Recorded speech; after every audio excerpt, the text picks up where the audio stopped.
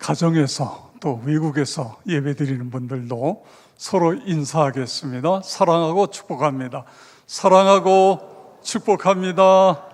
네, 사랑하고 축복합니다. 지난 주일날 퀴즈를 낸 우리 교회의 화단에 많은 장미꽃이 있는데 장미꽃 말고 또 다른 꽃이 있습니다. 꽃을 좀 보여주실까요? 예, 꽃 이름이 붉은 병 꽃나무. 우리 신인순 장로님이 저 꽃나무를 심었다고 그래요. 그래서 저 꽃나무 이름을 맞히는 분에게 선물을 드리겠다. 그랬더니 2부 예배가 딱 끝나니까 두 사람이 강현순 권사님하고 그 다음에 정여원 어린이, 우리 정 목사님 딸입니다. 여원 어린이가 거의 동시에 들어왔어요. 그래서 여원 어린이에게 선물을 보냈습니다. 이렇게 서로 관심, 사랑, 이런 것들이 참 중요하다, 그런 생각을 갖게 됩니다. 자, 그 다음에 또 하나 좀, 공로패입니다. 저 내용은 총회에서 엊그저께 지난 수요일날 교단 총회가 열렸는데, 그때에 우리 교회가 작년에 우리는 교회 심석보 목사님 개척하는 개척교회를 세웠다고 그래서 총회장이 우리 교회에다가 공로패를 보내준 것입니다. 우리 선임 장로님이 나가셔서 대표로 받으셨습니다. 우리 교회가 이렇게 귀한 사역을 하고 있다는 것이 얼마나 자랑스러운지요. 오늘이 5월 31일 날 2020년에 정확하게 반입니다. 5월 31일, 내일이 6월 1일 첫날 새벽 기도회인데 31일 날 성경 통독 숫자가 350이에요. 350도. 그러면 연말에 가면 어떻게 되죠? 350 플러스 350은 700이에요. 700. 그래서 오늘로 우리 교회가 2020년 500동 목표를 700동으로 바꾸겠습니다. 여러분, 아직 시작 못하신 분들 아직도 늦지 않았어요. 하루에 8장씩만 읽으면 금년에 1독 이상 할 수 있습니다. 꼭 2020년에 내 생에 있어서 신구약 성경 1독 또는 2독, 5독, 10독 나름대로 목표를 세우시고 열심히 성경을 읽는 그런 시간들을 가져주시기 바랍니다. 우리 교회가 이제 대면 예배를 시작하면서 방역이라든가 또는 온도, 체온을 잰다든가 또 쓴다든가 마스크를 쓰고 예배를 드린다든가 거리를 뛴다든가 이런 일들을 철저하게 해오고 있습니다. 어른 예배는 거의 다 어떻게 보면 회복이 되고 있다. 그런데 어린이 청소년 예배는 아직 못했습니다. 그래서 지난주에 고3 예배, 고3들이 학원을 가기 때문에 9시 반에 고3만을 위한 예배, 그 다음에 오늘부터는 중고등부 예배가 11시에 이루어집니다. 다음 주에는 어린이 예배가 각 예배실에서 이루어져요. 역시 똑같습니다. 체온계에 온도를 재고 마스크를 쓰고, 마스크 없는 아이들에게는 어린이 마스크를 줘서 마스크를 쓰게 하고, 각 반에 들어가면 그 앉아야 될 자리에 표시가 있습니다. 그 자리에 거리를 띄어서 앉고, 여하튼 최선을 다해서 이 코로나19로부터 문제가 생기지 않도록 그렇게 하도록 하겠습니다. 나 하나쯤이요, 이게 이제 문제가 됐잖아요. 지난 연휴 기간 동안에 이태원에서 나 하나쯤이야 해가지고 시작된 게 지금 이렇게 계속하고 방역망에 구멍이 뚫리고 이것이 이곳저곳으로 돼서 국가적으로 볼 때 이게 얼마나 큰 손실입니까? 그렇습니다. 우리가 계속해서 마스크 쓰기, 손 자주 씻기, 그리고 대면은 좀 자제하는 이런 일들을 통하는 것, 이것이 나를 위한 것이고 가족을 위한 것이고 이웃을 위한 것이고 계속해서 그렇게 힘써 주시기를 바랍니다. 사도행전 13장에 보면 안디옥 교회는 11장에서 세워져요. 근데 이 교회가 얼마나 대단한 교회인가를 13장은 잘 설명해 주고 있습니다. 앞에 보면은 5명의 선지자와 교사들이 나와요. 다시 말해 이 교회는 사람을 하나님의 지도자로 키워내는 그런 교회였다, 이런 것을 볼 수 있습니다. 그 다음에 주를 섬겨 주 하나님만을 섬기는 교회예요. 그러면서 금식합니다. 금식하다가 성령의 음성을 들어요. 그리고 그 성령의 음성에 순종하는 교회가 바로 이 교회입니다.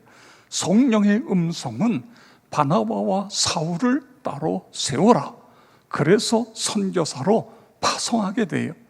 그래 1차 선교 여정이 시작이 됩니다. 우리 지도를 보겠습니다. 이쪽에 안디옥이 2군데 있습니다. 오른쪽에 보면은 안디옥, 그리고 다시 저 위쪽으로 가서 끝에 가서 보면 거기도 안디옥이라고 있지요. 저 끝에는 비시디아 안디옥이라는 데고, 이 밑에는 수리아 안디옥입니다. 사도행전 11장에 태동된 안디옥 교회는 이 밑에 있는 수리아 안디옥 교회, 거기서 바나바와 사울을 파송해요. 그래서 이 사람들이 실루기아로 가서 배를 타고 구브로 섬으로 옵니다. 이 구브로 섬이 바로 바나바의 고향입니다. 사도행전 4장에 보면 그렇게 나와 있어요. 그래서 살라미에서 복음을 전하고 그 다음에 바보로 갑니다. 오늘 우리가 함께 묵상할 내용은 이 바보에서 일어난 사건입니다. 여기에 바보라는 곳에 예수라는 사람인데, 이 사람이 선지자라고 하면서 마술사입니다. 유대인인데 마술사예요. 근데 거짓 선지자이면서 마술사. 근데 바울과 바나바가 이 두로 섬의 총독에게 복음을 전하려고 하는데 그걸 방해하는 거예요. 그때에 바울이 이렇게 이야기합니다. 13장 9절에 보세요. 바울이라고 하는 사울이 성령이 충만하여 그를 주목하고, 아멘. 자 보세요. 바울이라고 하는 사울, 유대인들 중에는 이름이 2개가 있습니다. 유대인의 이름은 사울이에요. 그런데 이 사람들이 로마의 지배를 받고 있잖아요. 그래서 로마식의 또 하나의 이름이 있어요. 그것이 바울인 것입니다. 오늘 바울이라고 하는 사울 이렇게 나오는데, 그 다음부터는 이 뒤에는 사울이라는 이름을 싹 빼버려요. 그리고 오직 바울. 왜 바울을 쓰고 있죠? 이방의 하나님께서 나를 이방의 선교사로 부르셨다. 이방의 복음 전도자로 나를 불렀다. 그래서 그때부터 이방식의 이름인 바울이라고 하는 이름을 계속해서 쓰고 있는 것을 볼 수 있습니다. 그런데 여기에 보니까 그를 주목했다 그랬어요. 여기 그는 누구예요? 거짓 선지자 바예수, 이 마술사, 그를 주목했다, 이런 이야기인 것입니다. 주목하고서 10절에 이렇게 이야기합니다. 우리 10절 다 같이 읽겠습니다. 이르되 모든 거짓과 악행이 가득한 자요, 마귀의 자식이요, 모든 의의 원수요, 주의 바른 길을 굽게 하기를 그치지 아니하겠느냐? 네가 맹인이 되어 얼마 동안 해를 보지 못하리라. 아멘. 바울이 보세요, 성령이 충만해서 이 거짓 선지자 마술사를 향하여 네가 얼마 동안 눈이 멀어 해를 보지 못하리라 그랬어요. 그랬더니 어떤 일이 일어났어요? 이 사람의 눈이 멀어버렸어요. 그래서 다른 사람의 손에 끌려서 그것을 떠나는 이런 모습을 볼 수 있는 것입니다. 어떻게 이런 일이 일어났지요? 그뿐만 아니라 이 엄청난 사건을 보면서 서기오 바울이라고 하는 총독이 예수 그리스도를 구세주로 영접하고 있습니다. 여러분, 교회 안에 전도팀이 여러 개 있다고 하는 것은 그 교회의 자랑인 것입니다. 우리 교회가 다양한 전도팀들이 활동하고 있습니다. 어제도요, 우리 전도팀들이 지난주에는 바카스 한 박스를, 그런데 어제는 비타 500 한 박스에다가 마스크 2장을 해가지고 이 지역의 상가에 쫙 다니면서 코로나 바이러스로 얼마나 힘드십니까? 이 비타 500 드시고 힘내세요. 우리가 응원합니다. 그러면서 이렇게 전달을 하니까 다들 오, 역천교회 화이팅! 그래요. 지금 우리가 전도지를 나누면서 전도해서는 전도가 거의 어렵습니다. 받지도 않지요. 그런데 이렇게 바카스를 비타 500을 다 갖고 가니까 기쁨으로 받고, 여하튼 이렇게 전도해요. 그런데 여러분, 전도팀이 많고 전도하는 사람이 많지만 동시에 중요한 것은 모든 성도들이 다 성령으로 충만하여, 할렐루야, 이게 중요한 거예요. 보세요. 그러니까 성령께서 놀랍게 역사하셔서 구원의 역사가 계속해서 일어나고 있는 것을 볼 수 있습니다. 성령께서 그 교회에 임하시면 교회 분위기가 따뜻해집니다. 은혜롭게 바꾸어진다 믿으시기 바랍니다. 또 기적이 일상이 되게 하여 주시는 것입니다. 담대하게 복음을 전해서 열매가 열려지는 것입니다. 하나님, 우리 교회의 모든 성도가 어린이까지 다 성령 충만한 교회, 은혜와 사랑이 흘러넘치는 교회, 구원을 받는 사람이 날마다 더하는 교회, 할렐루야! 그렇게 되기를 위해서 여러분 기도해 주시기를 바랍니다. 바울이라는 사람을 한마디로 이야기하면 성령 충만한 사람, 성령께 붙잡힌 사람, 이렇게 이야기할 수 있어요. 사도행전 전체는 성령 행전입니다. 사도행전 2장의 오순절 성령이 임하면서 12장까지는 베드로를 통해서 성령께서 역사하시는 그런 내용들이 나와요. 그런데 13장 4절부터 28장까지는 바울을 통해서 성령께서 어떻게 역사하고 계시는가, 이런 내용들이 나오고 있는 것을 볼 수 있습니다. 우리가 기도할 때마다, 하나님 앞에 엎드려 기도할 때마다 하나님, 오늘도 성령 충만하게 해 주시옵소서 기도하시기 바랍니다. 사도행전 14장 15절에 보면 바울이 이런 이야기를 해요. 이르되 여러분이여 어찌하여 이러한 일을 하느냐? 우리도 여러분과 같이 성정이 같은 사람이라. 성정이 같다, 이게 무슨 이야기죠? 똑같다 그거예요. 바울과 바나바가 어디로 가느냐 하면 이고니온에 갔다가 그 다음에 루스드라라는 데 가서 복음을 전하면서 거기서 이 지체장애자, 걷지 못하는 사람에게 예수의 이름으로 그 사람을 일으키는 거예요. 그랬더니 성이 난리가 났어요. 그래서 이 두 사람을 향하여 한 사람은 제우스고 한 사람은 메르디스, 헤르메스 신이다. 그래가지고는 막 하니까 그때에 바울이 아닙니다. 여러분이나 나나 똑같습니다. 이런 이야기라는 거예요. 여러분, 바울과 우리와 뭐가 다르죠? 코가 하나고 눈이 둘이고 입이 하나고 귀가 둘이고 똑같은 거예요. 하루 세 끼 밥 먹고 자야 되고 똑같아요. 그런데 어떻게 이런 일이 일어나죠? 귀신이 물러가고 병든 자가 고침이 받고 문제가 해결되어지고 이런 역사가 일어나는 것은 성령이 충만하여 자, 그러면 우리가 어떻게 해야 성령 충만할 수 있느냐 그겁니다. 여러분, 성령 충만은 예수님의 명령이다 믿으시기 바랍니다. 우리 예수님께서 십자가를 지시기 바로 전에, 하루 전에 제자들에게 3번이나 요한복음 14장, 15장, 16장 3번이나 성령을 받아야 된다. 성령이 오셔야 내가 가야 성령이 오신다. 성령이 오시면 너희와 함께 하시고 너희 안에 들어가서 영원히 너희와 함께 하신다. 이런 말씀을 하고 계신 거예요. 우리 요한복음 14장 16절에 17절을 보시죠.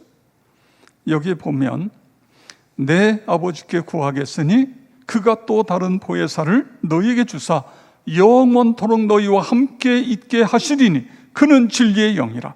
그는 너희와 함께 거하시며 또 너희 속에 계시겠습니다. 아멘. 그 다음에 15장 26절 보세요. 내가 아버지께로부터 너희에게 보낼 보혜사 곧 아버지께로부터 오시는 진리의 성령이 오실 때 그가 나를 증언하실 것이요. 16장 13절 다 같이 읽겠습니다. 그러나 진리의 성령이 오시면 그가 너희를 모든 진리 가운데로 인도하시리니 그가 스스로 말하지 않고 오직 들은 것을 말하며 장래 일을 너희에게 알리시리라. 아멘. 그렇습니다. 제자들이요, 예수님이 십자가에 죽었다가 내가 3일 만에 부활한다 이야기를 하는데 예수님 죽는다 이것만 들어와요. 뒤에 이야기는 안 들어와요. 이게 인간입니다. 그러니까 제자들이 막 염려하는 거예요. 근심하는 거예요.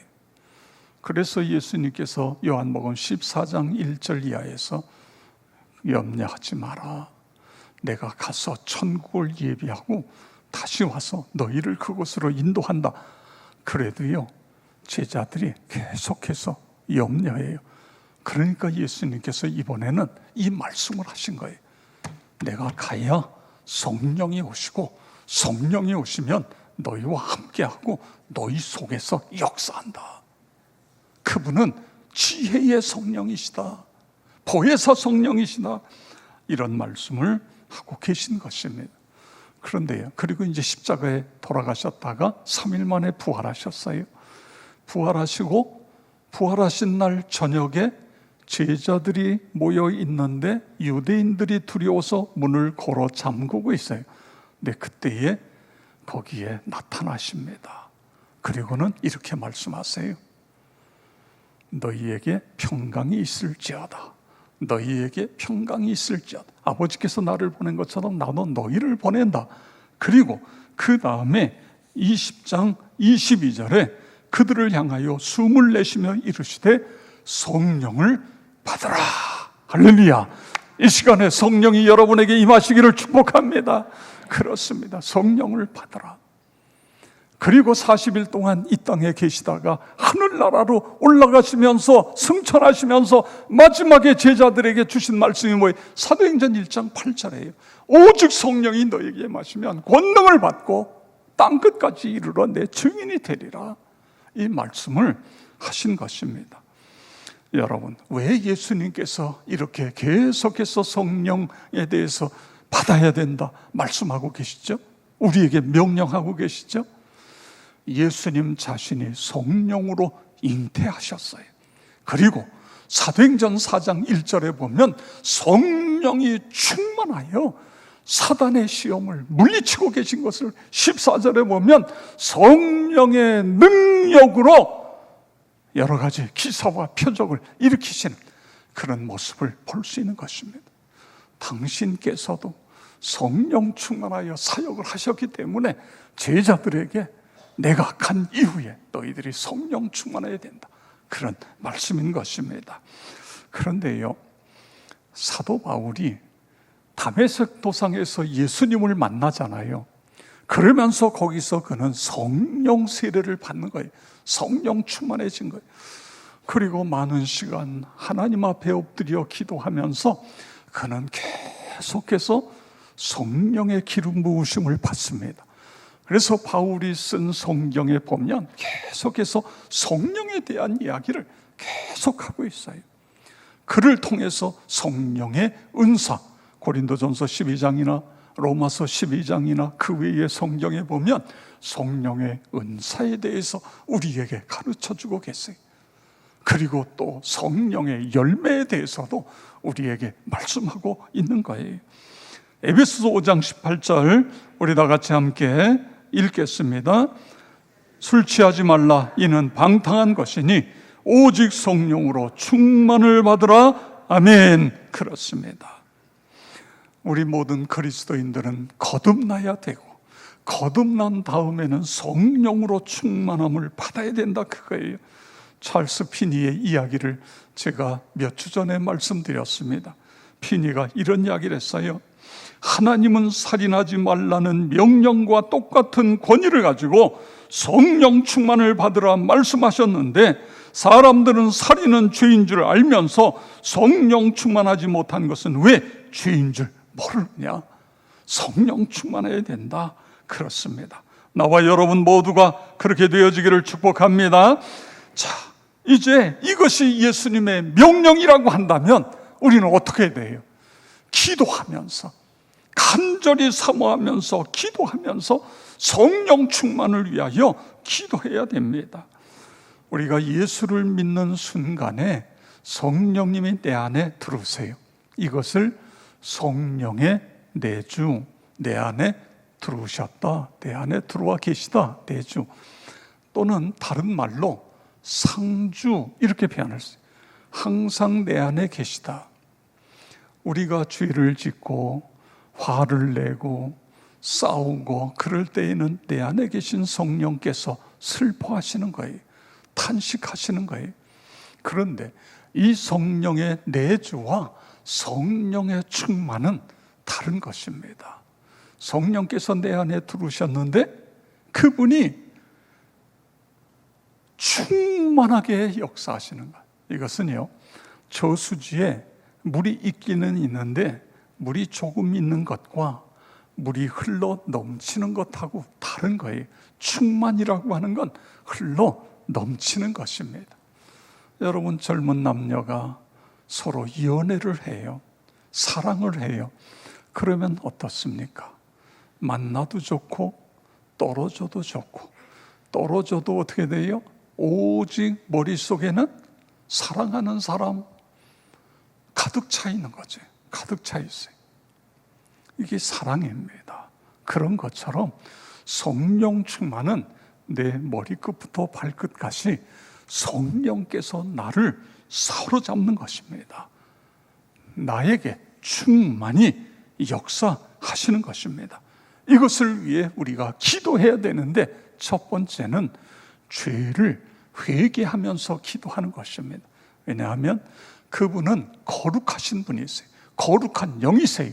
죄가 있는 곳에서는 그분이 역사하실 수가 없습니다. 아무리 우리를 도와주고 싶어도 도와주실 수 없는 것입니다. 그래서 우리가 기도하는 거예요. 기도하면 하나님이 어떻게 해주시느냐? 호세아 10장 12절 다 같이 읽겠습니다. 너희가 자기를 위하여 공의를 심고 인애를 거두라. 너희 묵은 땅을 기경하라.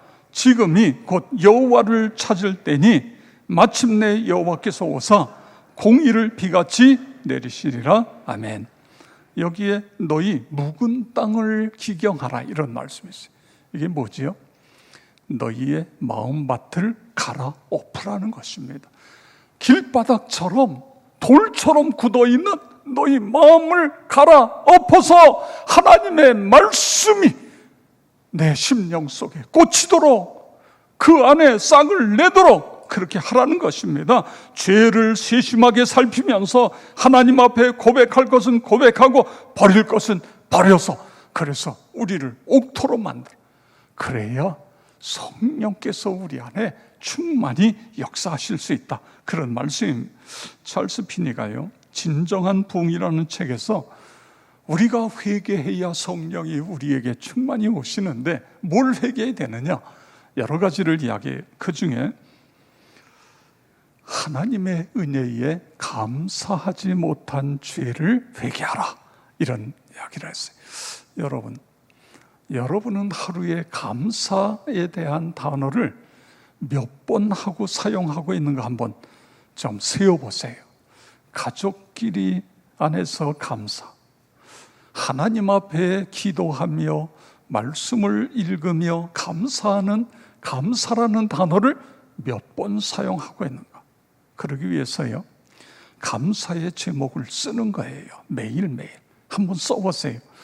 5개, 좀 더 할 수 있으면 10개, 매일매일 감사의 제목을 쓰면서 하나님께 감사하는 거예요. 하나님, 오늘도 건강하게 하루를 시작하게 해주시니 감사합니다. 하나님, 오늘도 일할 수 있게 해주시니 감사합니다.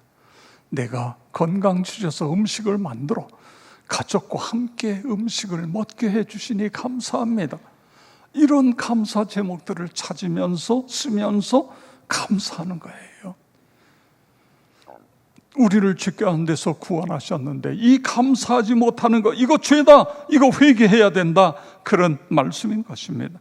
성경을 소홀히 해서 규칙적으로 성경을 읽지 못하는 죄도 우리가 회개해야 된다. 하나님을 온전한 마음으로 사랑하지 못한 것 회개해야 된다. 기도를 소홀히 한 죄도 회개해야 된다. 잃어버린 영혼에 대해서 무관심한 것도 회개해야 된다. 불신앙. 이스라엘 백성들 가운데 10명의 정탐꾼처럼 불신앙, 우리 못한다, 우리는 메뚜기 같다, 이런 우리의 모습들을 회개해야 된다는 것입니다.